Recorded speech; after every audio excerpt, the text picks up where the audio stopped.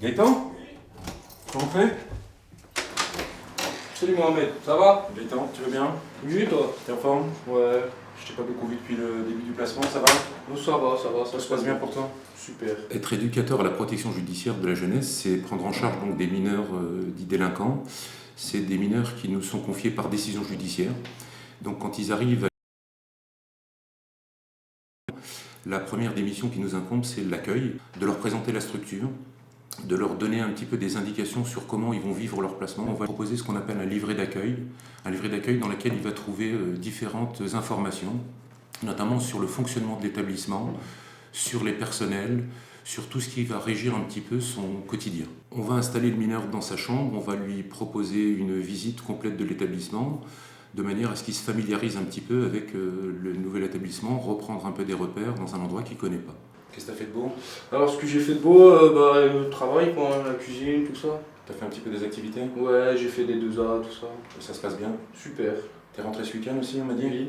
Et puis j'ai cru comprendre que tu voulais faire un métier aussi, je crois? Oui, boucher, je vais faire boucher, ouais. Je cherche un apprentissage en boucherie. T'avais déjà fait ça?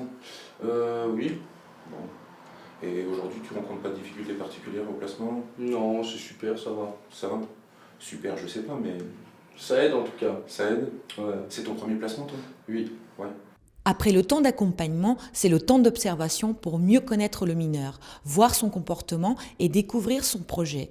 L'éducateur suit le mineur pendant toute la durée de son placement, plusieurs mois en moyenne. Il rend compte de son travail éducatif auprès du juge par la participation aux audiences et l'écriture du rapport. Il peut également être force de proposition en proposant soit un autre placement plus adapté, soit le maintien du placement actuel. Les tâches qui incombent aux éducateurs, c'est vraiment de proposer tous les jours une activité aux mineurs. Souvent, les jeunes qui arrivent dans l'institution sont dépourvus de rythme, donc on redonne du rythme à travers des heures de lever, des heures de repas, des heures de coucher. On redonne du rythme en termes de scolarité, en termes d'insertion, de proposition.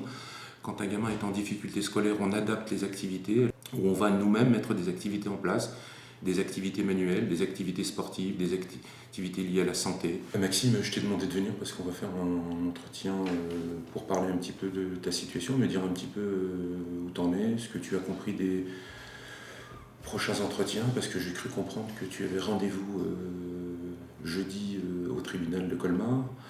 Maintenant, je voudrais que tu me parles un petit peu de ce que tu ressens actuellement dans le cadre de ton placement, comment tu te situes un petit peu par rapport à tout ça.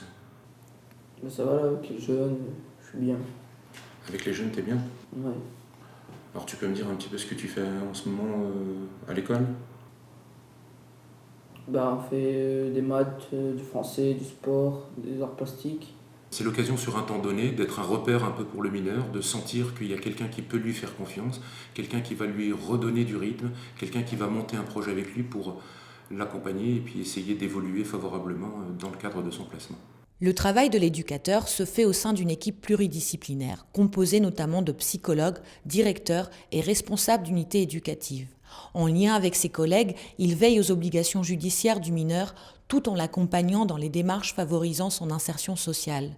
Il travaille également avec la famille du mineur pour lui permettre de maintenir les liens familiaux malgré l'éloignement. C'est un métier qui demande évidemment de la rigueur, de l'organisation, de la patience et évidemment de la motivation.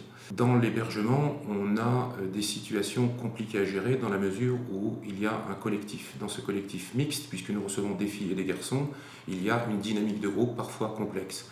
Une dynamique de groupe qui va parfois être compliquée à gérer dans des situations où on connaît, où on est amené à rencontrer des phénomènes de violence, de crise. J'ai choisi le métier d'éducateur parce que c'est un métier qui me permet d'être relativement libre dans les actions, évidemment en étroite collaboration avec l'équipe.